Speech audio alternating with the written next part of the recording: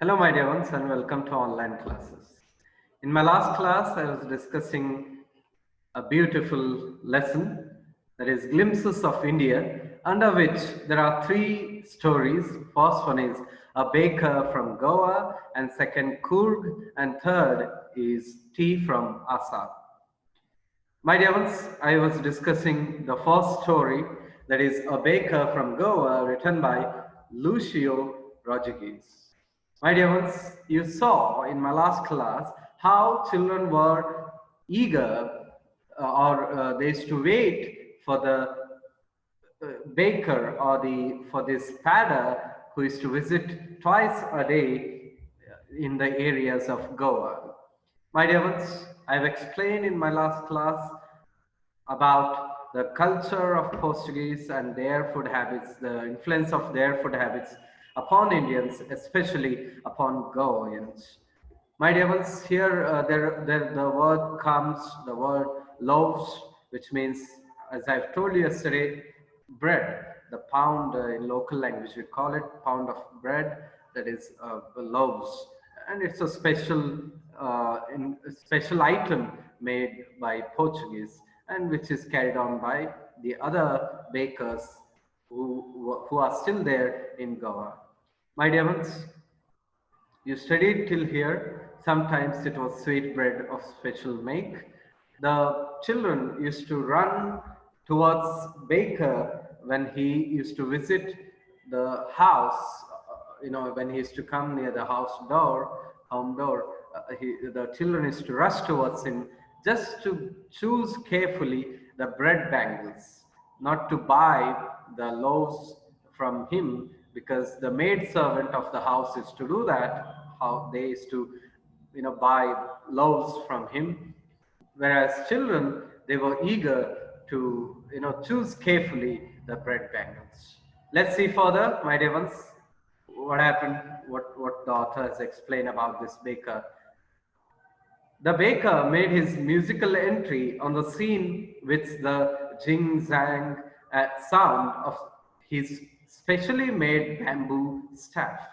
So he used to come creating a scene with a bamboo staff, with a bamboo stick kind of, making that zang zang sound, and children used to rush towards him when they heard this sound. One hand supported the basket on his head, and the other banged the bamboo on the ground. So one supported the basket on his head, and the other he is to hold that bamboo in his hand to make that sound, like that. He would greet the lady of the house with good morning and then place his basket on the vertical bamboo. We kids would be pushed aside with a mild rebuke, and loaves would be delivered to the servant. So, with soft scolding, the kids were pushed aside from the baker, and the loaves were handed over to the servant of the house. But we would not give up. We would climb a bench or parapet and peep into the basket somehow. So, being children, being child, the author and his friends, they didn't give up. When softly they were scolded and moved aside, they didn't give up, they didn't stop there. What they used to do, they used to climb a bench or the parapet. Parapet means the small compound kind of small wall, protection wall, what we say. Upon that they should climb and try to peep into the basket somehow, basket of that loaves. I can still recall the typical fragrance of those loaves for the elders and the bangles for the children. Then we did not even care to brush our teeth or wash our mouths properly. And why should we? Who would take the trouble of plucking the mango leaf for the toothbrush? The author just, recalls the taste and the fragrance of those loaves, and he says there they didn't even sometimes brush their teeth or wash their mouths. properly. And he asks, he just makes us to understand how tasty the loaves were by questioning us, like likewise, why should they brush anyway? Because who would take the trouble of plucking the mango leaves to brush? Mango leaves were used as brushes in olden days. So who would take that trouble plucking the mango leaves and brushing it? So they did not feel it necessary at all. The tiger never brushed his teeth.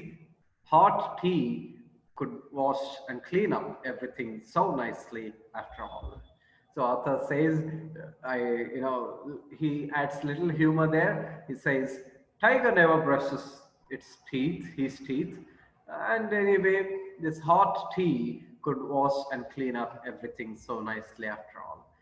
So, and then further he continues there, marriage gifts are meaningless without sweet bread known as the ball. Just as a party or a feast loses its charm without bread. So in Goa, marriage gifts are meaningless without sweet bread known as ball. Just as any other party or a feast loses its charm without bread. Bread was compulsory, and the sweet bread called ball was also compulsory in marriages. Not enough can be said to show how important a baker can be for a village. The lady of the house must prepare sandwiches on the occasion of her daughter's engagement. So how important a baker can be in a village cannot be explained, author says. So on the occasion of engagement, the lady of the house must prepare some sandwiches. Cake and bolinas are a must for Christmas as well as other festivals. Thus, the presence of the baker's furnace in the village is absolutely essential. The baker or bread seller of those days had a peculiar dress known as the kabai. So kabai was a very unique, peculiar dress which was owned by baker breads or bread sellers. It was a single piece long frock reaching down to the knees. In our childhood, we saw bakers wearing a shirt and trousers which were shorter than full length, once once full length ones, and longer than half pants. Even today, anyone who wears a half pant which reaches just below the knees invites the comment that he is dressed like a padder. My dear ones, here in this paragraph, the dressing of the bakers is explained. It was neither of full length nor of half pant length. It was somewhere middle length dress it was, and it used to reach little, below the knees, the pant trousers, and he used to wear a shirt, and upon which a long frock kind of piece of cloth the baker used to wear. And if anybody used to wear such length dress or pant, half pant, and he would get a comment from people saying he has dressed like a padder. The baker usually collected his bills at the end of the month.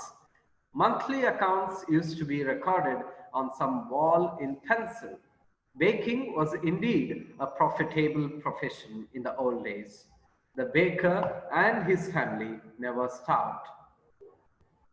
My dear ones, and this bills means collecting money from the people happened monthly once. So at the end of the month, he used to collect money from people, and monthly accounts used to be recorded on the walls of bakery with pencil. And baking was indeed a very profitable profession in the old days, means which brought profit, of course, and the baker and his family never had to sleep hungry. He, his family, and his servants always looked happy and prosperous. Their plump physique was an open testimony to this. So he, the baker, his family, and his servants, they always looked happy and prosperous. And their plump physique, what does plump physique means here, my dear ones? Pleasantly happy body. I mean, fat body. Pleasantly fat body was an open example, open testimony to this. Even today, any person with a jackfruit like physical appearance is easily compared to a baker. Even today, if a person is of jackfruit size or plumpy or fluffy or fat, is compared to a baker. My dear ones, here ends the story.